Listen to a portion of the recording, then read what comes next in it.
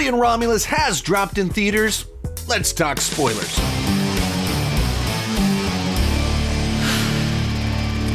Hi, my name is Sean, and I love to talk about movies and TV way too much. With that in mind, go ahead and join me down below in the comment section. Share your spoiler-packed thoughts on Alien Romulus. This is a spoiler review. If you haven't seen the movie, go watch the movie, then come join the conversation over here. And if you haven't seen the movie and you're worried about spoilers, you clicked on the wrong video. It's right there in the title. This is spoilers, so go watch the film, then come back. If you want to skip ahead on a specific topic, I'll have chapter markers down below. Let's get started. The first thing I wanted to talk about are my thoughts on the movie after a second viewing. Now, if you've seen my spoiler-free review, and I would recommend watching that before watching this video, basically I said at the end of it, I wasn't quite sure how to score the film because I was confident my feelings on the movie would change after watching it a second time. Either there's certain things that would bother me more, or they would bother me less. And that was entirely true, that my feelings on the movie shifted coming out of a second viewing of the movie, where, in short, so many of the things about the movie, just kind of loved them. I said 90% of the movie I love, 10% didn't work for me. People are like, oh, so a 9 out of 10. Like, no. 90% of the things in the movie worked, 10% didn't. And the 10% that didn't, I don't know how much that actually hurts the overall score, because a movie can be ruined by one thing going horribly, horribly wrong, or one thing can just be one small thing. So I needed a second viewing to know how much that 10% actually affected my viewing experience. After a second viewing, very happy to say, score goes up. I said a B+ in my spoiler-free review. Let's bump that up to an A- moving forward. Really enjoyed everything that was a positive about the horror elements. Fede Alvarez being great with tension, use of environments. Love the aesthetic that it just, you feel like you're back in the world of the first two movies with the retro future, analog tech, all of that. Loved all of that. Continue on. And the stuff I didn't like in the film, I still didn't like it. The VFX for bringing Ian Holm back as Rook still doesn't look quite right. We'll talk about that later on. And I'm just not a fan of doing the human hybrid stuff. They've done it many times before. I'm just not a fan of that. But watching the movie, anticipating these things rather than being surprised by them, they just didn't bother me as much. So much about a first reaction to a film is, how do you leave the theater? So you might have a bunch of things that you like, and then there's a couple things that just stand out to you, like a pebble in your shoe. But when you're expecting it, it doesn't bother you so much. It's not such a big deal. Like, okay, yeah, I mean, that's not what I would have done, but who cares? We'll talk about more of those things later on in the specifics, unpacking why I did or didn't like things, or why they did or didn't bother me as much. But all that's to say, on second viewing, I went, yeah, this was a great Alien experience. This is the movie I've been waiting for a very long time, and it delivers so much of everything that I want from an Alien film. Next topic, our teenagers and the kind of messaging of the film. So one of the things I touched on just kind of a little bit in my spoiler-free review is how the movie does kind of touch a little bit on social class, the way the original Aliens, it was, space truckers, and they had the different hierarchy in the film, and they're these blue-collar workers sent by this evil corporation. So there's all kind of this social commentary woven into this haunted house in space story. And then Aliens kind of becomes a war movie where Cameron was inspired by Vietnam, and we're only, at the time he was writing it 10 years past Vietnam, and he was actually writing a Rambo movie at the same time that was all about Vietnam. And so he just had a lot of this stuff on his mind that you feel kind of that, these disenfranchised soldiers and things like that in the movie Aliens. And this film, like on second viewing, what it was exploring, I think, is even more present and obvious, as I'm not just trying to process being back in the world, be introduced to the characters. But Fede Alvarez mentioned how so much of this film is it's basically about third world countries, and how you have these people that are just in these desperate situations. And when you watch this movie, I said in my spoiler-free review that it's about the plight of the impoverished and how they're essentially slaves to this corporation. Watching the second time, having seen a few more interviews from Fede Alvarez about what he's talking about people even kind of trying to immigrate to the United States, and the parallels in that. Of why do people do these really extreme, dangerous behaviors or traveling thousands of miles across Mexico trying to sneak into the country? Like, what's kind of going on there? And what great sci-fi can often do is it takes these very relevant ideas and it removes the modern cultural context. It puts it in a thrilling, exciting science fiction context. So you're more open to exploring the ideas while telling this thrilling and exciting story, but also you are dealing with relevant, topical, modern issues. Not in a preachy way, not in an in-your-face, on-your-nose way, but in a way that makes you think about the world a little bit differently. So in the story, you have all of these essentially orphan teenagers that their families have been stranded on this mining colony that is awful. Their parents have literally died from the diseases that have come from this place and mining accidents, and they're just stuck there. And one of the very first things we see is this girl following the rules goes to try and leave this place, turned down, rejected. They won't let her do it. So kind of creates, and the rules are changed. Like, here's the goalpost. Now it got pushed even further, creating this desperate situation of like, wait, if you play by the rules, you don't, it doesn't work for you. You don't get out of here. You're just stuck here. If you do it their way, you have to find your own way, thus leading to them doing this crazy Hail Mary, let's use our little ship to sneak into this Weyland-Yutani ship that we just happened to discover and see what happens. Like, it's a terrible idea, but it's also a terrible idea to stay behind. If they just stay there and live their lives, play by the rules, they'll die at a young age after having a very lousy life with a low quality of life. There's nothing there for them. There's no reason to stay there. It's a terrible life. And if we do this Hail Mary, if we do this crazy, let's steal the cryopods scheme, there's at least hope for something better. So built into that is very much that social commentary about social classes, the desperation of different people, and in specifically talking about why do people do these kind of really extreme gestures in pursuing, migrating, traveling to different places. Why does it happen? Because there's no hope staying where they're at. And so it's able to explore ideas. And there's more in there on second viewing than I initially viewed. And I've seen some people in the comments like, oh, just these Netflix teenage characters. I don't even know what that phrase means. Netflix teenage characters isn't like a common stereotype, so I don't even know what you're referring to. But they developed characters that feel like real people in an understandable, desperate situation that would make them do something extreme and dangerous. It made sense. That's what good, believable characters are. You understand the world they live in, you understand their personalities, and why they are doing what they're doing. Their motivations are clear and understandable. And they have unique personalities. They interact with each other in interesting ways. That's a good set of characters. That's what characters are supposed to do.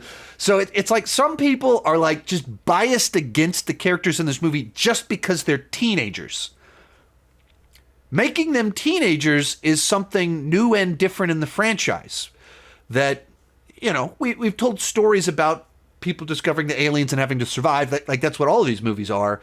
So how do you change it up? You change the setup, the motivation, and the dynamics of the characters.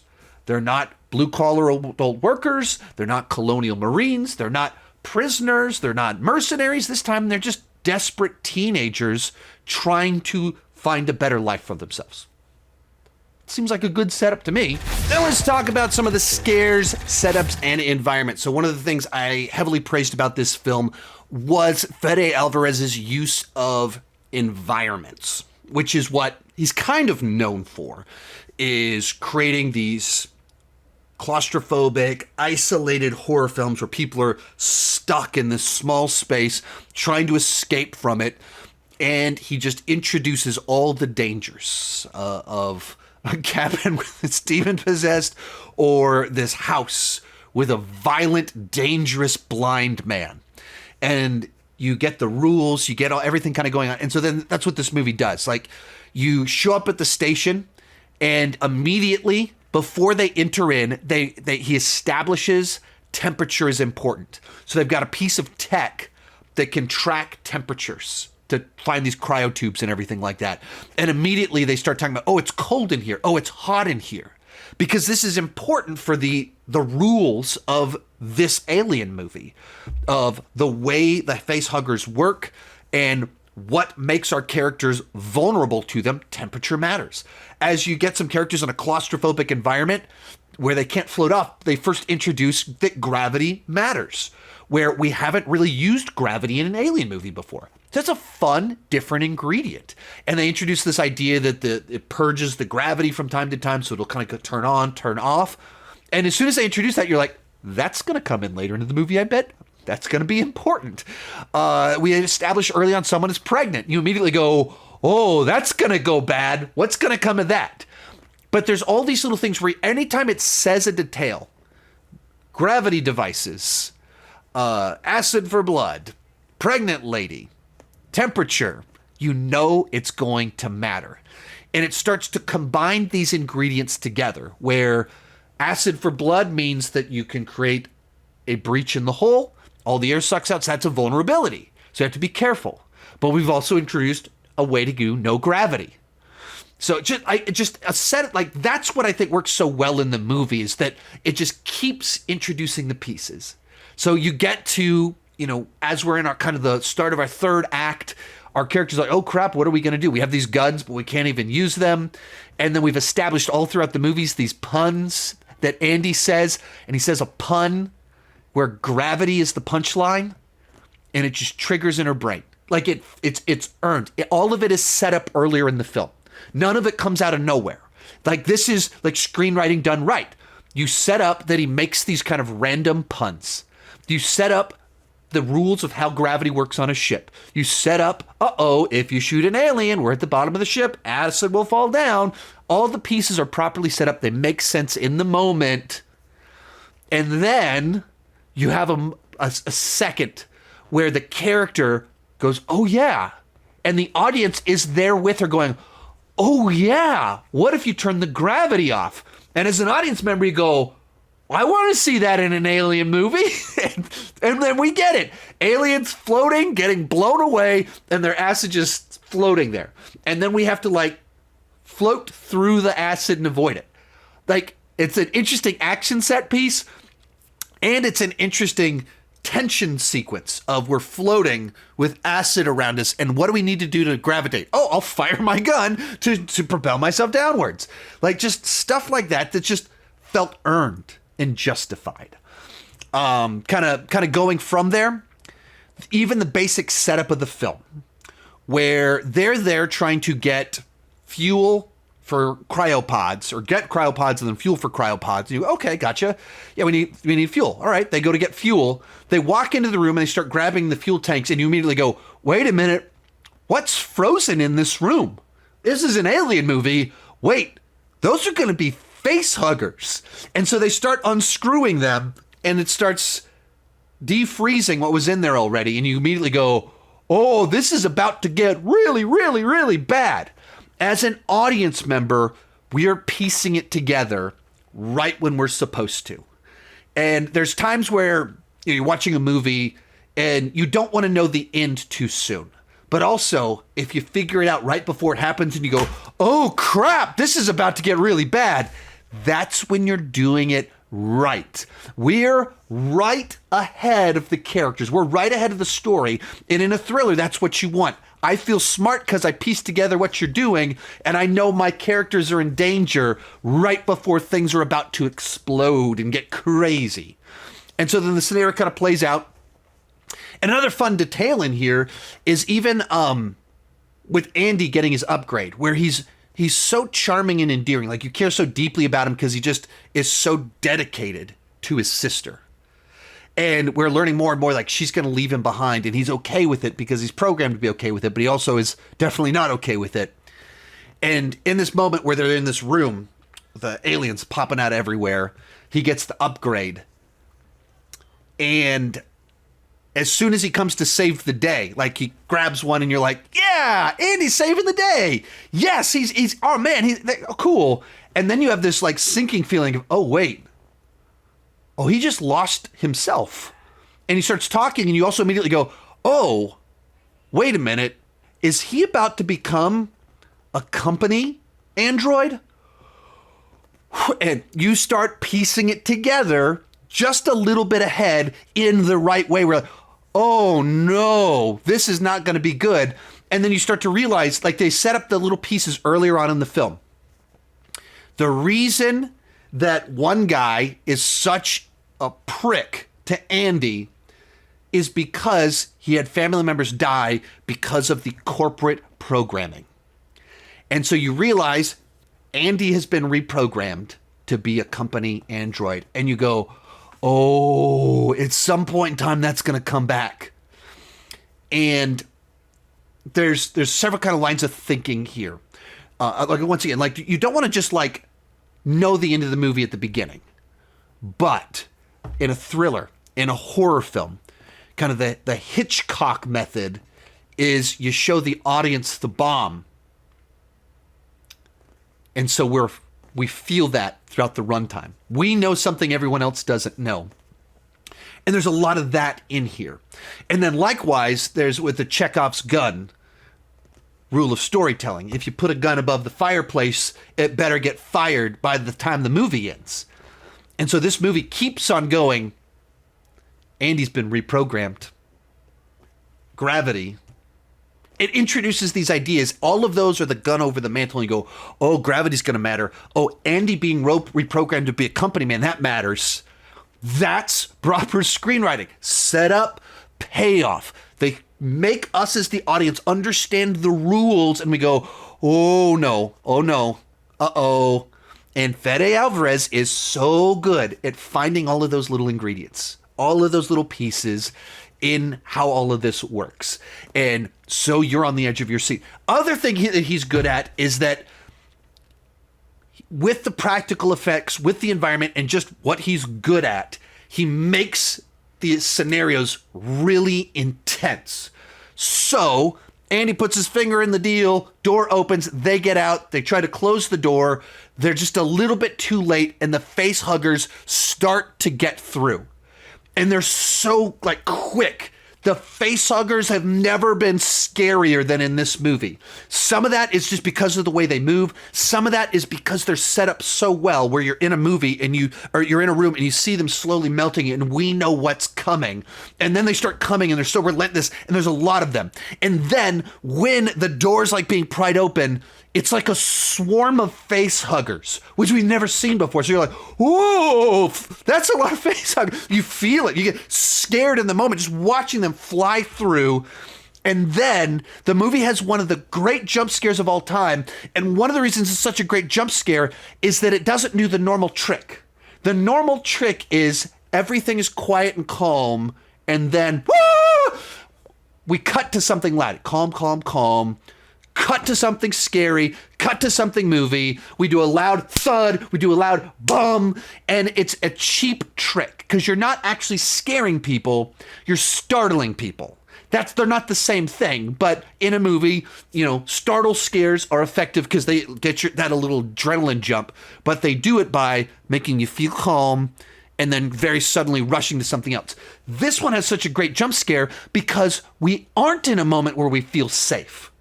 We are in a moment where we are desperately running down a hallway from facehuggers. We have been in an intense situation. We thought we got out. Oh, crap. They were able to break through the door. They're chasing us. We're running through a hallway. We make it through a door. And there's this moment for a second with the way the camera moves that we think our characters have made it safely out of the room. They make it through, and the camera just moves just enough that a facehugger is able to just pop out, from the ground and latch onto someone's face. So it's able to do a jump scare in the middle of intensity. They do a jump scare in the middle of running. We know we're in danger. We know all this stuff is happening. It's not the usual gag. It's not the quiet, It's running, and it still works because it's set up so well. And there's just this moment where, as an audience, we go, Just like literally for a second, the characters in the audience go, they made it. And then it hops up. So well done. Just a great little moment. Let's see, what other ones do we have in there?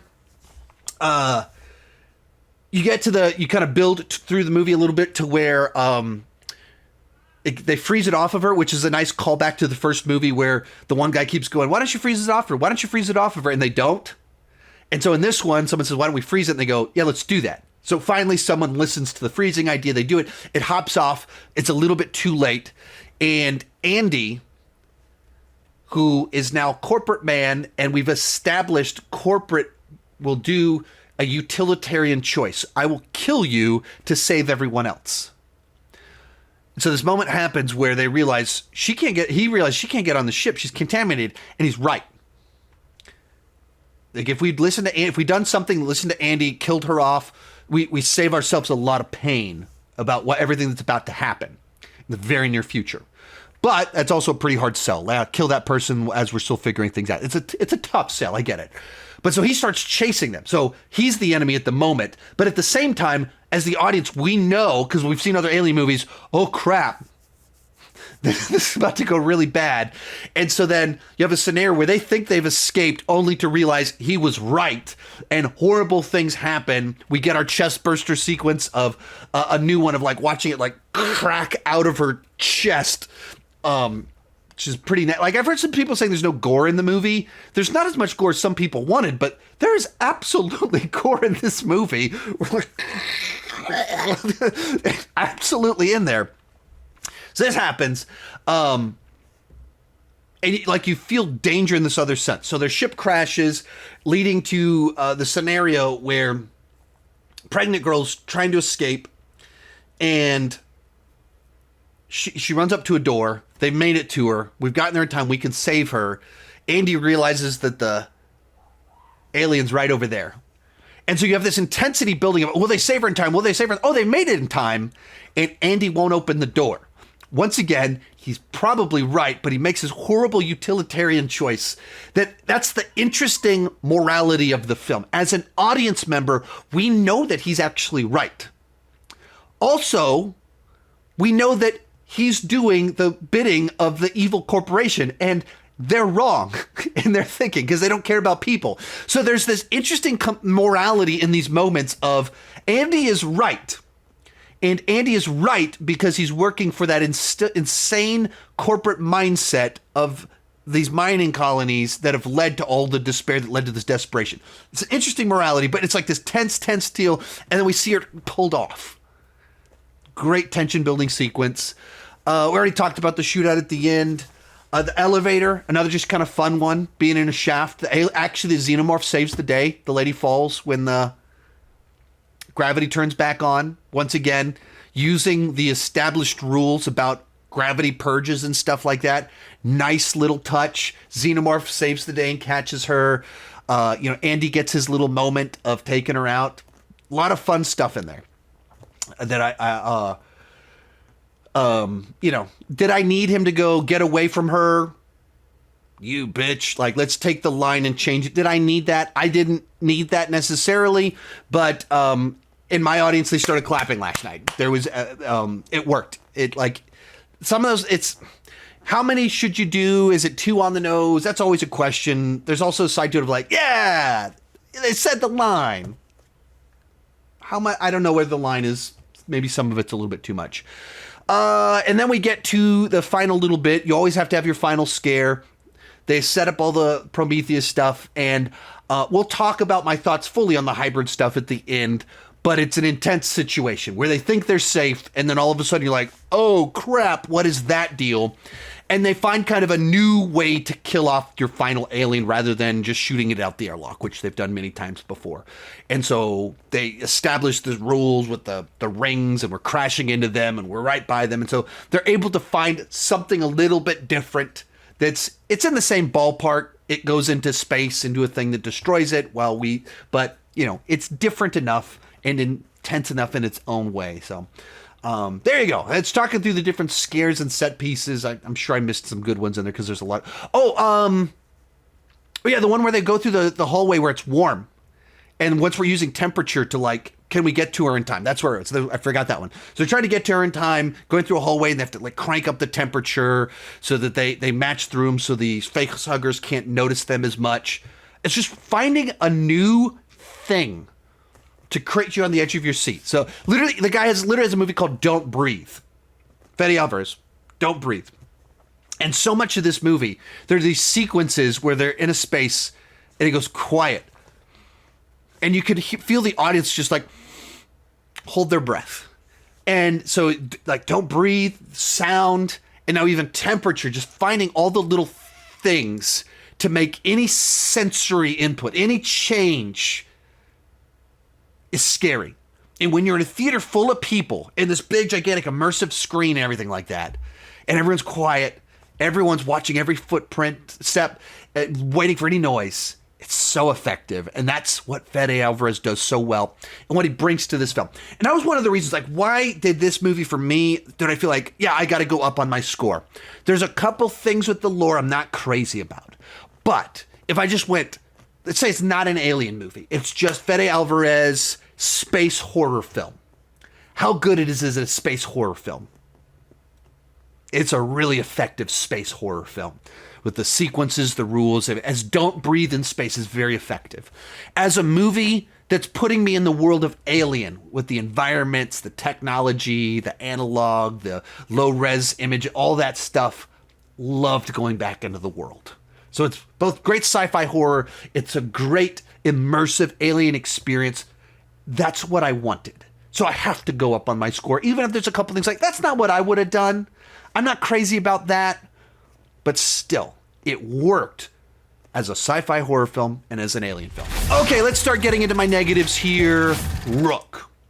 So in the movie, they have, through CGI, deep faking, whatever it was, they bring back Ian Holm as Rook, not as Ash. This is a little bit, on first viewing, it's not entirely clear. I thought when I was first watching it that it was Ash, that they recovered Ash from the Nostromo. I was like, really? How do you, how could you bring him back? And why, his head was cut off, but now it's his, I don't think these pieces fully, what's going on? It's Rook. He's the same model, same programming, same nefarious, manipulative nature to him, but he's a different one. And then I saw it last night with my wife, and she thought this, why do they keep calling him Rook? It's because he's different. It's not the same. They didn't recover him. And it's a little bit confusing, probably because you're in the moment, your brain kind of merges Ash, his face, with cut in half Bishop from Alien, since you kind of merge two memories together in the moment, even though you know better otherwise. Independently, that's not right, and it doesn't make sense. But because you're just it's the guy from the other movie. Because it's the guy from the other movie, but it's a different model.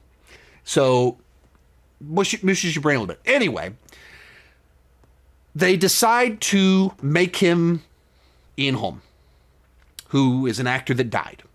So immediately, there's people that don't like that. They don't like digital resurrections. They don't like fake performances from actors. AI, CGI performances from actors.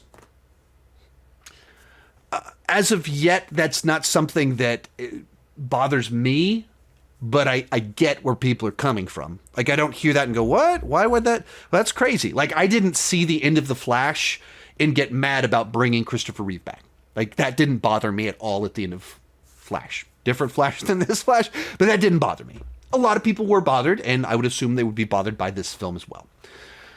What did bother me is that it didn't look very good. That it looked like a bad deep fake filter. There's all sorts of deep fakes on YouTube and everything like that of there's like a whole deal where a comedian puts Arnold Schwarzenegger's face in comedy roles in different films, and so the joke is and they get an Arnold impersonator to do the voice and everything, so it's like really funny Arnold as all these different characters. And even though it's Arnold's face on all these bodies, it looks really good. It's actually quite convincing. And we've all seen a zillion of these deep fakes on the internet that work. And for whatever reason, whatever tech they used here, it just didn't look right. And as soon as it popped up on the screen last night, my wife turns to me and goes, his face is too small for his head. And so just like, you're just looking at it the whole time, like just that classic uncanny valley. If you do a still frame of it, it probably looks totally fine. But as soon as it starts moving, there's a disconnect there. And he's there a lot of the movie. It's tough because I think because it's the same model as Ash, there's a borrowed distrust. There's a borrowed knowledge of, oh, this guy's nefarious. And whether you haven't seen a previous Alien film and you're discovering that this model is very conniving, or if you have seen Alien, there's like this immediate distrust. And you're like, oh no, what's he going to do to Andy? Oh no, what is he up to? He's helping them right now, but what is his ultimate goal in all of this? Like it works for either situation, but there's that extra experience if you understand that this model is just corporate, rotten to the core, doesn't care about humans. And that works because you're seeing it and immediately you know that is copying the likeness of someone from 45 years ago. And it wouldn't be the same if it was a different person. It wouldn't work. Even if you went, we don't want to revive the dead, let's do Bishop. But Bishop was the puppy dog of androids. He's a good guy, so it doesn't work. It has, like, that's the conniving one. And so if you did a different model, you could do that, but it doesn't have the same immediate, oh no, paranoia that comes with it. That there's a certain fear that specific guy can evoke from the audience. And to do that, you have to do this actor that passed away several years ago. And you have to do the CGI thing. It's kind of interesting because it's a movie that outside of that effect, everything looks fantastic. And it's practical. And the one overt VFX thing in the movie looks really bad. And it stands out because everything else is so believable. There's such a verisimilitude to everything else. Just you see it and it feels like a real place. It feels like they're there. It's a creature that exists. And then that looks fake. And every time it cuts to it, you go, that looks fake. Now, my wife had an interesting thought. She goes, why didn't they, like whenever it was doing the screen of him, it looked fine. And there's two reasons for that. One, the screen is not as high res. And the second one is that it's like this. He's just talking. This is much easier to deep fake or whatever than a moving head on a table in an environment. As soon as you restrict it, it makes it dramatically more palpable. It's much easier to believe in just this one face on a screen. And essentially, if they had done blanking on the guy's name, but the Captain America Winter Soldier effect of what if when they find the body there, it's like blown, it's like messed up, it can't communicate. And it's an animatronic deal, but it's blown to pieces. And so they plug it into the computer, and as soon as they plug it into the computer, on the screen, the face appears.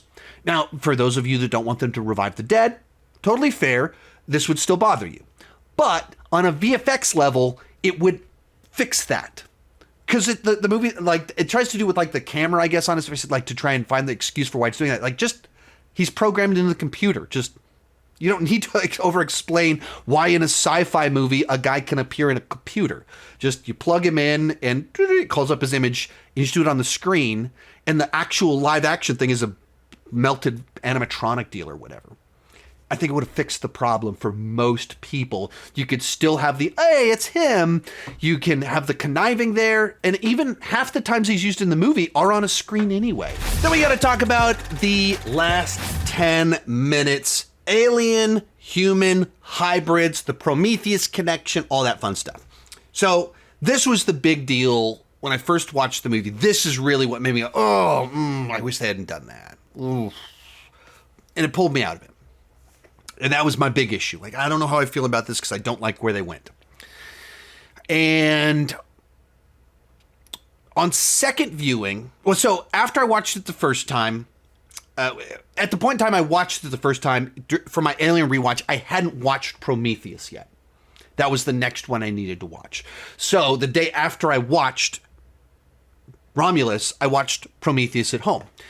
And then I watched Covenant. When you watch this movie with Prometheus on the brain, both because you've either freshly rewatched it or just watched Romulus and you're watching it for a second time, and you have that mythology and the black goo and that part of the established canon of Alien is body horror, the hybrids. I mean, the hybrid concept has always essentially been in that because every xenomorph is the child of a human and a facehugger. And in particular, Alien 3 established the idea that they're different depending on what the host is. So if the host is a dog or a cow, depending on whichever cut of Alien 3 you watch, the xenomorph's a little bit different. So that's always built into it. Of course, Alien Resurrection went all out with our weird hybrids. And so this is kind of a better version of the end of Alien Resurrection and using the lore of Prometheus. But when you have when my brain has opened all of those files going into the movie, it establishes via Rook, the black goo, that it morphs people, it makes them transform into something, or transforms rats into other things. That's all in here. And then even in Prometheus, black goo gets put in someone's drink. Guy has a fun night with his lady friend that night. Next day, lady is pregnant with this very fast growing thingy. And so in Prometheus, we cut it out, and it's a different version of this process, but it turns into a weird squid thing that grows in the other room. And so in this one, the order of when everything takes place is a little bit different. So it plays out and you go, okay, this fits in the lore. It's not what I like in the franchise. I like my aliens to be alien, foreign. And as soon as you have this weird, creepy alien body and then it has a human-esque face, the face is more like one of the alien bodybuilders, white alien bodybuilders that are like the people that planted us on Earth, whatever the Prometheus creation origin is there. It's like one of their faces, but that's more like our faces than the xenomorph's face, of course. And so it's like this weird blend of a human, a xenomorph, and one of the white bodybuilder guys. But when you see it, that like this weird lanky body with a human face, and they put it in light. It wasn't just in the, like, even in the shadows, I was like, I'm not crazy about that. But they put it in the light too much. And it was just too human of a face to where it just to me feels too weird and off. And maybe it like that's exactly what it's supposed to be really off-putting because it's so unnatural and weird. And that is exactly what it is.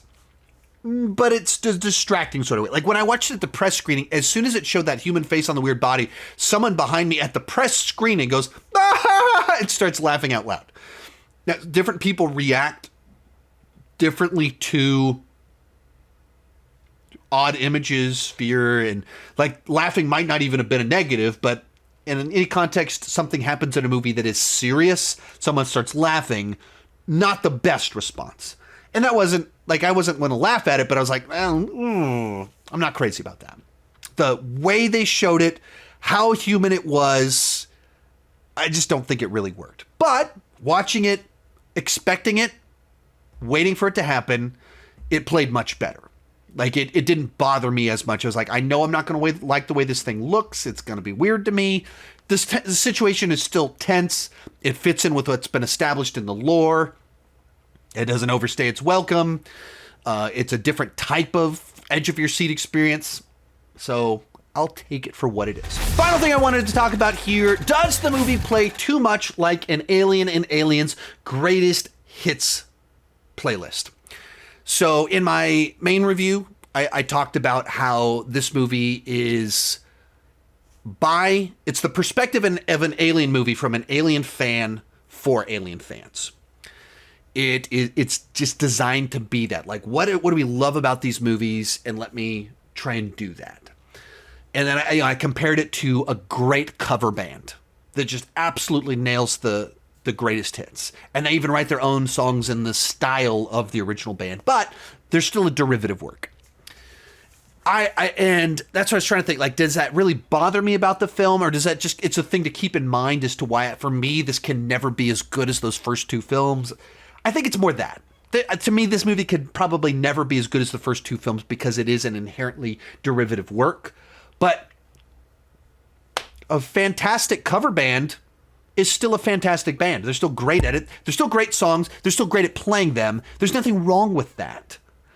And I think the movie does, it doesn't bring as much new freshness to the table as what Ridley Scott, Geiger, O'Bannon did in 79 or Cameron did in 86. There's not as much that their freshness to it because it is the pattern was established and it's trying to stick to the pattern, but it is bringing ideas about third world countries, people seeking asylum, the desperation of the impoverished. The situations are different. They're new. They are combining in the Prometheus lore into it. And so I think it is like a great way to tell a new story that's different, but honoring the past. I don't think it can get as great as ones that are fresh, new, and original while playing it so close to the original formula, but it can be a great continuation of what was established in those films. And going back to what I said before of like, if you just take this as, is it a solid movie that's effective at delivering thrills? Yeah. Is it solid at taking me to a world that I want to go to? Yeah. Did I care about the characters? Yeah. Was Andy an interesting idea? Yeah. So it's really effective at all these things. It's really great at creating an alien environment. Why would I complain that it didn't reinvent everything? Who cares? Who cares? Not every movie has to reinvent everything. Not everything has to cut a new path. This is a very effective sci-fi horror film in the world of Alien, delivering the stuff that I want, fresh new things, new commentary, new thrills, new scenarios. It did a great job, so I'll take the win. So anyway, when you put all those things together, this to me was, while it can never be in those top two Alien films for me, it's way up there. I don't like the hybrid stuff and the CGI looks wonky, but I don't mind the idea of Rook. Just the CGI looks wonky, and maybe they could have executed a little bit better if they'd followed my wife's advice that she didn't give them before the movie came out. That aside, this movie gave me what I wanted. Gave me an experience that I wanted, a sequel that I wanted. I want more. I like xenomorphs. I like the genre of Alien and Aliens, and it delivered more of it. More, but a little different. That's what sequels are supposed to do. That's what this did. And for me, this is the movie that did it the best since Aliens. So once again, I'll take the win. Let me know your thoughts down below in the comments section. I'll have my updated Alien ranking in the very near future, as well as a Fede Alvarez ranking. I've done a huge deep dive into these movies. It's actually delaying me doing this ranking because I've got too many notes, too many interviews, so much stuff that I've watched.